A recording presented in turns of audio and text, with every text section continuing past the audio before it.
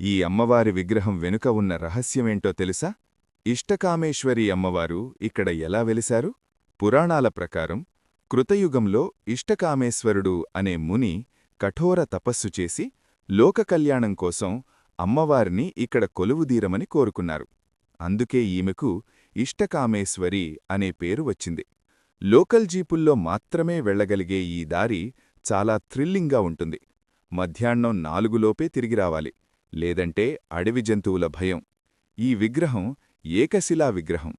శాస్త్రీయంగా చూస్తే ఇది అత్యంత అరుదైన శిలాయుత శిల, అంటే సిలికా బేస్డ్ సాఫ్ట్ స్టోన్ అని కొందరంటారు. కాని భక్తుల నమ్మకం ప్రకారం అది అమ్మవారి సాక్షాత్తు జీవకళ. భక్తుల ఇష్టాలను నెరవేర్చే కామేశ్వరీ ఈ తల్లి. అమ్మవారి రూపం చూస్తే మీ కష్టాలన్నీ మర్చిపోతారు. ఇక్కడ అమ్మవారు శాంత స్వరూపిణిగా లలితాదేవి అంశంతో ఉంటారు. ఆమె చేతిలో ఉన్న చెరకు విల్లు మన మనసుని సూచిస్తుంది. పుష్పబాణాలు మన పంచేంద్రియాలను సూచిస్తాయి.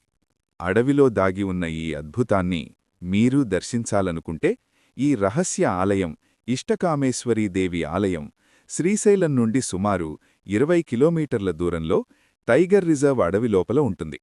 మీ ఫ్రెండ్స్ లేదా ఫ్యామిలీలో ఎవరితో కలిసి ఇక్కడికి వెళ్లాలనుకుంటున్నారో వాళ్ళకి ఈ వీడియోని షేర్ చేయండి.